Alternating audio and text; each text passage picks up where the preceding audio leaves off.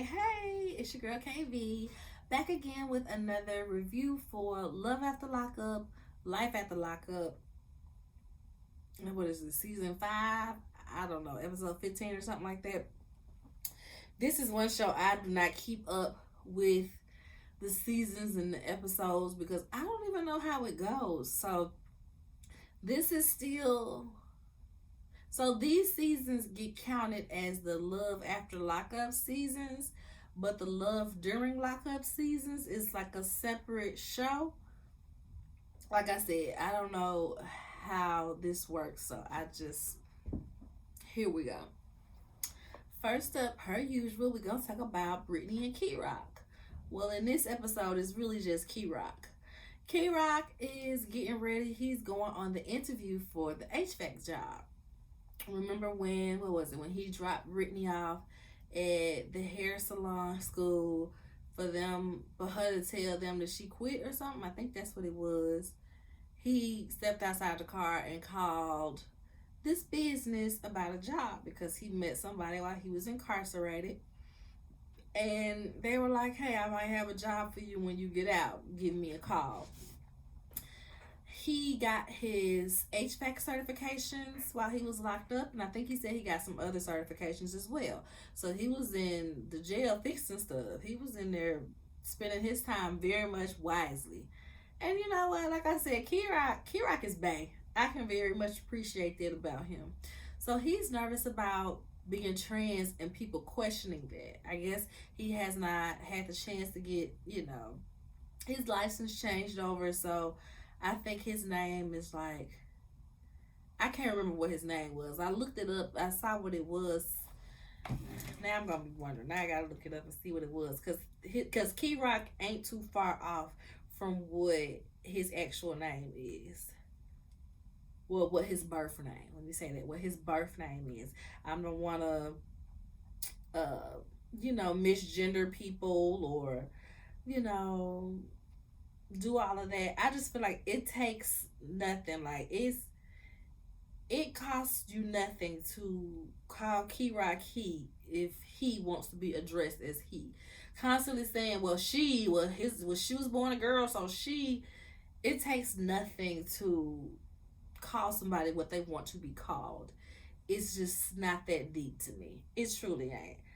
So some people that just gotta be like, she on Twitter and all that, it's just so annoying because what's the reason? What's the reason? Why are you so hung up on needing to say that so hard? Let's see. Oh, we haven't seen Indy in a while. Indy and Harry. It is some people I'm like, and I want to know where they at. I need some information. Nakira. Key Rock's birth name is Nakira. So I'm like, okay, I can see Key Rock coming from that. Nakira. It's ghetto cute. It's ghetto cute. So I'm guessing Nakira is still on his license, but the picture of him is a picture of him. You know what I mean? So he's fearing that they're going to question that and they're going to be like, Nakira. And then the fact that he was locked up in the female penitentiary. But I guess the person that referred him isn't there anyway. That person isn't there to even question it, even though they knew who Key Rock was when he was locked up. You know what? Now that I think about it, they probably really need Key Rock doing that work in a women's prison, because how many women finna be doing HVAC and climbing through ducts and doing all this? So they probably love Key Rock in prison. I'm sorry, it just hit me. So yeah, so he's worried about that, but they not worried about that. They just like, okay, well, what you get locked up for? Robbery, and can't remember what else he said. Was it robbery and drugs? He just said robbery, so maybe it was like robbery with a gun. And, he's worried that they gonna be like, oh, but they're not worried about that. They're like, okay, do you got your ID? Do you got your certifications? Okay, like, well, can I submit that? Can I send it over later? Because I don't have it on me. Yeah, that's fine. And they give him a job. Shout out to Key Rock. He is one of the few who got out of jail and was very serious about going to get his job. He said he wants to make sure Brittany is taken care of.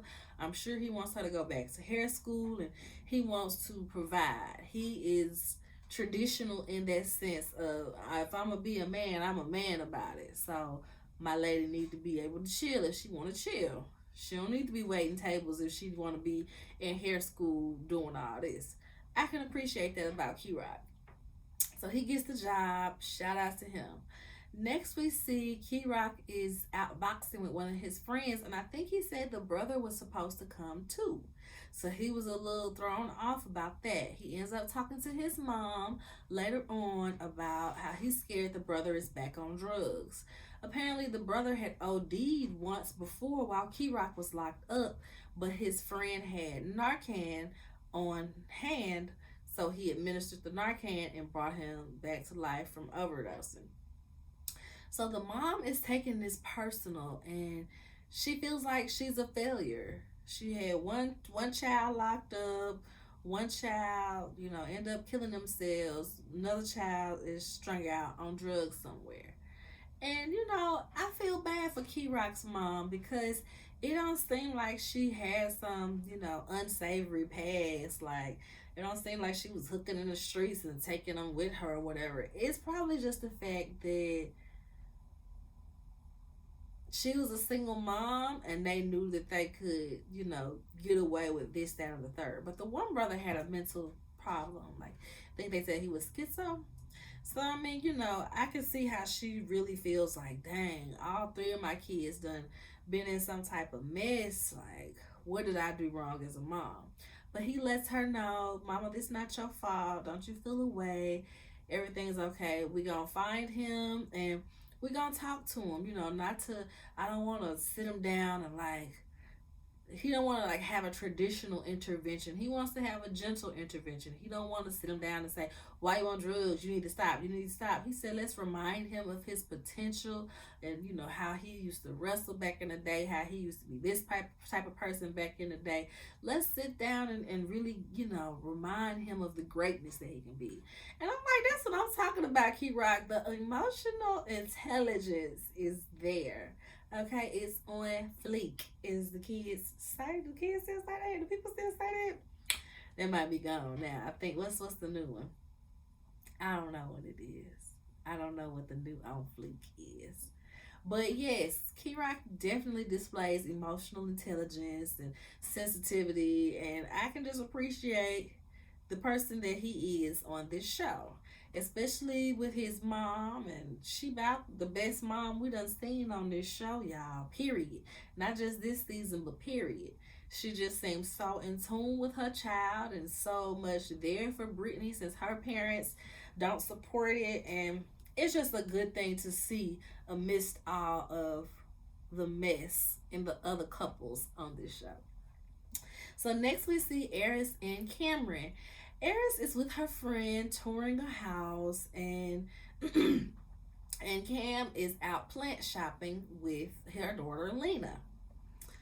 And while they're plant shopping, he's talking to her about, what she says to him, a baby is coming, so I figured we could get a plant because that's kind of like taking care of a baby. And he's like, I mean, with a plant, you could just water it and walk away for a day. With your baby sister, you're going to have to communicate with her and you're going to have to be there and stuff like that. So now it ain't a plant, but okay, we can do this. She looking at him like, I know that, but you ain't never had no baby around, so you need to get used to having to care for something. You can tell Lena is just like, she likes Cam because it don't seem like Cam do no wrong. Seems like they have a good relationship because Cam is still a child in mind. So they be playing video games, they be hanging out or whatever. She don't dislike him, but she knows that this man ain't mature enough for her family. You can tell that that little 10-year-old girl understands that much. So he asks her, he tells her, my job is to keep a roof over our head and make sure you got clothes on your back and food in your mouth. Have you ever worried about any of that? She said, mm-hmm. He was like, what? What you mean? Why you worried about that? She said, we were checking out RVs. Like, that don't make me feel no type of secure if we got to downgrade our living and you telling me, asking me, have I ever worried about it? Clearly, I'm worried about it now, sir. And clearly, you don't care all that much. So, yeah, I've had to worry about that. And I can appreciate that she felt like it was a safe space to answer that honestly. Like I said, I don't think that Cam would do no harm to either of them, Aries, Lena, or the baby. He's just extremely childish, and he flies off at the mouth and just says stuff like, boy, no. So, meanwhile, oh, this is what everybody been talking about, y'all. They was looking at a $400,000 house, Eris and her friend. She says she does data entry and he is a customer service rep. So everybody is like, in what world can they afford a $400,000 house? And it seems like the friend was kind of wondering that too, maybe. It just seemed a bit, seemed a bit expensive. And somebody on Twitter said, I mean, sounds like any other episode of House Hunters to me. Meanwhile, he over there spending, he said, about $2,000 on a music video. He said, since all of his social medias are monetized, this video is going to make him money. It just has to look good enough for it to go viral. Aaron said he spent $8,000 on his last video. And I'm like, was this video done while y'all was together? While y'all planning for a baby? Was this video done recently? And she said he's spending all this money on videos while I'm over here planning to, a house like this, we gonna be spending $12,000 on down payment. And then you gotta add in closing costs, yada yada yada, for this new house that we're trying to get. So she's riding around with her friend, and she's basically like, he's shooting a music video. I got his location on my phone, so I'm finna pop up on him. The friend was like, yeah, let's do a spot check. I guess the friend used to be a PO. Yeah, let's do a spot check. We finna pop up on him. He's doing this shoot at the strip club. So she gets there. She's annoyed that he got big booty all around and da-da-da-da, this, that, and the third. She's upset about it. They go to the back, the dressing room in the strip club, where they arguing. They get to arguing, and he's like, I told you I was shooting a video. She said, well, I ain't think it would be all this. He said, good thing you not paid to think. Baby, the disrespect. Then he got the nerve to be said, don't be stressing me or my baby out. After you talking to her all types of crazy, I mean, granted, it's kind of annoying in the sense that, girl, you met him while he was locked up. You were attracted to the fact that he did music. You knew this was the person that he was. And you got pregnant by him as soon as you got home and married him as soon as he got home, I mean. So it's like, sis, you knew what it was. So to be acting all surprised now, it's just like, why would you think that he was going to suddenly grow up and not spend money on his music or his videos, or not be in the strip club, whether it's for pleasure or for video? It was just crazy. Like, even when he had proposed to her, he had gotten locked back up right before he proposed to her because he wasn't supposed to be drinking and smoking. And he was in the studio either drinking and smoking or around people that was drinking and smoking. So clearly he does not take life all that serious. So for you to think that he's just gonna switch up his whole reason for being because you pregnant now, it's a bit annoying. But that is no excuse for him to talk to her the way he be talking to her. He does have a temper, and he does get fly off at the mouth. I can remember his sisters basically cussing him out because he was doing the most when they had their little party for him. So they arguing, and she's like, well, I don't need this, I'm leaving, and you ain't gotta come home tonight. Don't worry about coming home tonight. Girl, please, you gonna be mad in the mug, cussing him out, even more upset if he don't come home that night. So next we see Taylor and Chance. Where they left off on the last episode is when Babo, was that his name? Babo drove by Talking about, where's your man? Where your old man at? Tell him Bobo said TikTok. Taylor was like, well, let me call Chance. It was funny because they didn't look not one bit of scared. They was just looking like, huh, what? Bobby like, I can take him. Bobby was definitely giving him. He get out this car, I can take him. So she calls Chance to ask him about the guy. She's like, yeah, some guy drove by and he was asking where my old man is, and he said he's gonna be back later, this, that, and the third. Chance gonna say, well, did he say my name? It might be the wrong address. He might have the wrong address. And tells her to go on in the house. Just go in the house and wait till I get back. So then we see them, I think it's like the next day. Taylor is like, so are you ready to talk about that guy that pulled up? And he finally, lets her know what's happening. Yeah, I know Bobo from jail. I owe him some money, and he was still locked up when I got out. I kind of forgot about it, but now he wants his money. She was like, well, how much do you owe him?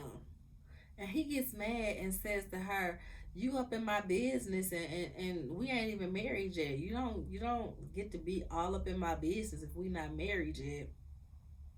Sir, what? We don't get married if I can't be all up in your business, especially if your business is taking all of this money out of the household. And she's like, well, we just gonna have to add this to all the rest of the debts you owe. Which is so sad to me for Taylor, because she seemed like she was doing very responsible with her money and all of these things before Chance came into her life. And she really allowed this fool to get out of jail, come to her house, get her pregnant, and just suck all her funds out. It's just sad. So next we see Justine and Michael. They're going out to eat with their moms to tell them that they do not plan on moving back to Rhode Island. They plan on moving to Vegas. They don't even get a chance to have that conversation on this episode, y'all, because Michael's mom brings a present.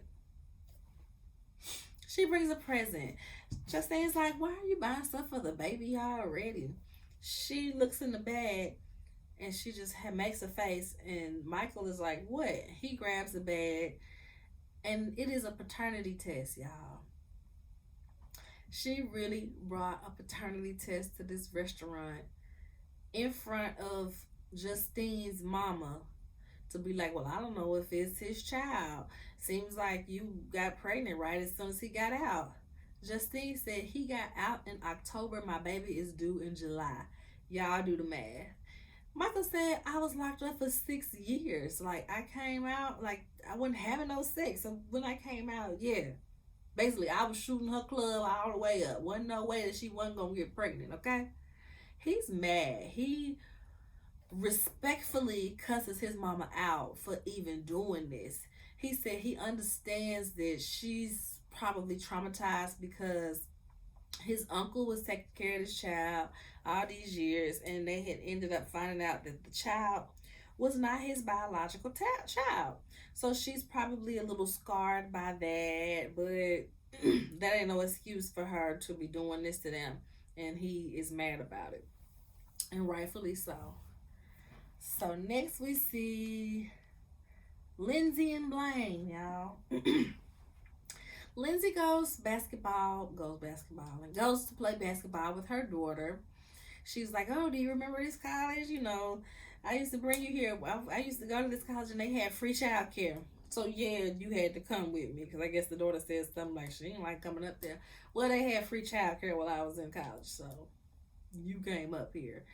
And they talk about how would you feel if me and Blaine got married? I want to adopt his son, but his mom would have to approve, and I highly doubt that she's giving up her parental rights, yada, yada, yada.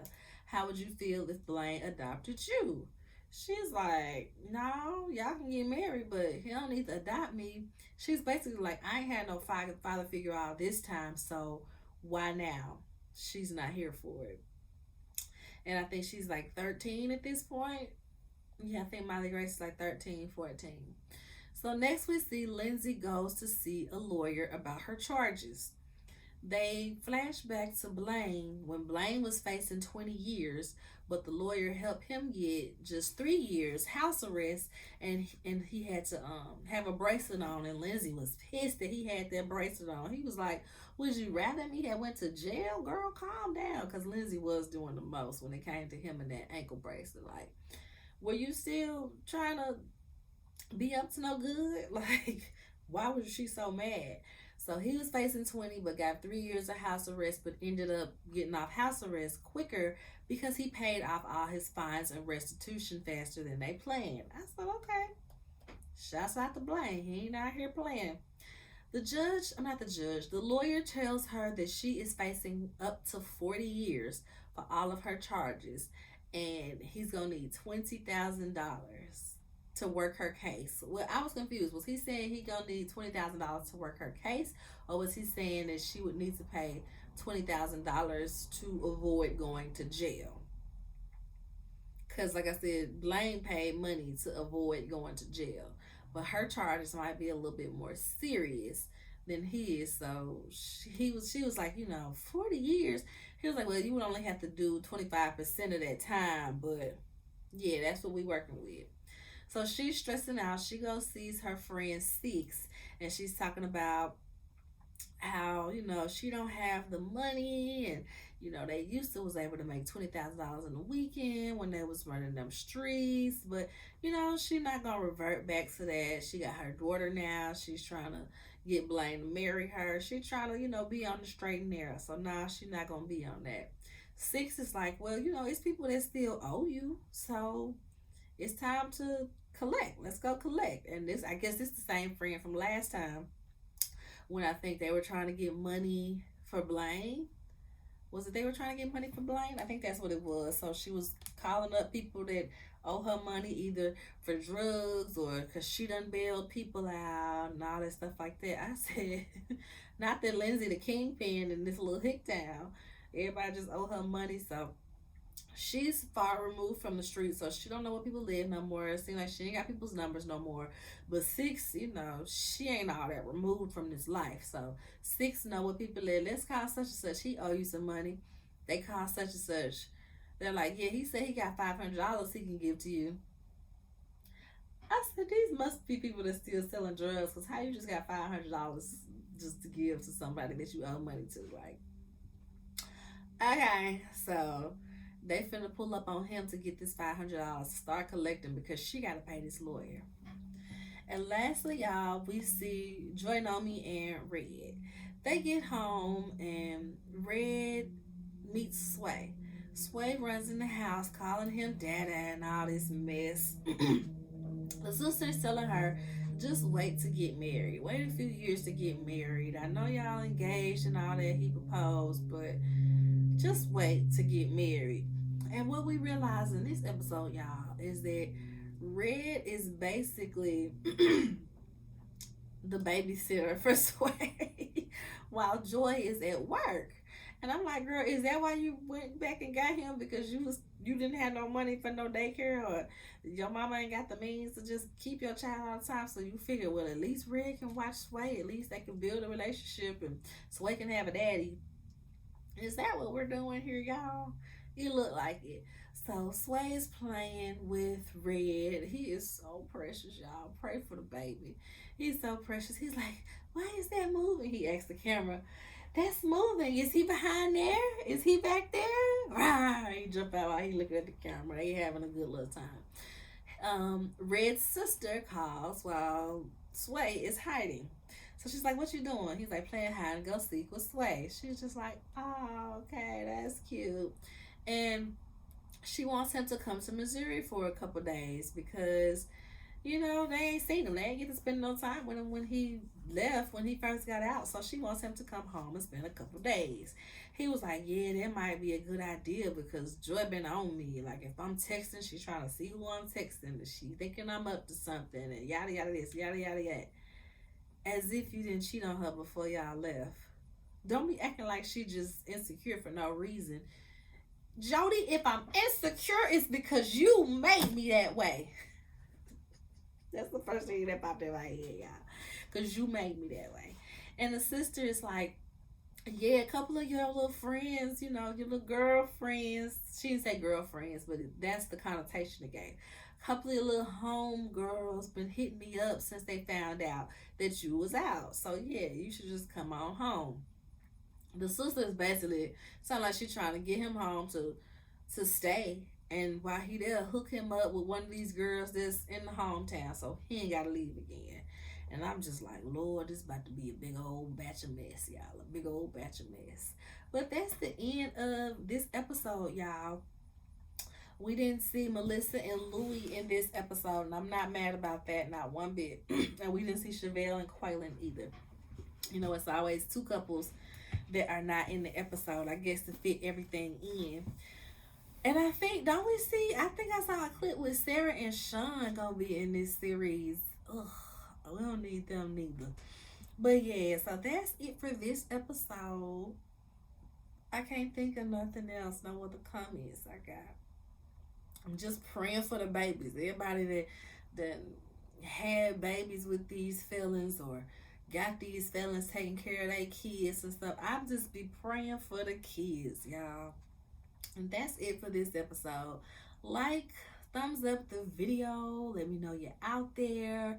Make sure you subscribe to the channel if you haven't already. Comment below. Let me know what you think about this episode and review. So I'm finna put these two up. What's this? Love and Marriage Huntsville and Love After Lockup. I probably do. I probably end up doing Real Housewives of Potomac tomorrow. I know I got 2 episodes I need to do of that one as well. So I'll probably do that one in the morning. If I watch, I know I'm gonna watch tonight, but I gotta see if I'm gonna take notes tonight. Sometimes I wait to the second time to take notes, but I probably just go ahead and get that done and knocked out, so I can do that tomorrow. Then I'll be watching Carlos and Heavenly on the evening, so I'll get Married to Medicine done hopefully Tuesday. And I've been thinking on whether or not I should do a review for Leave the World Behind. It's the Netflix movie.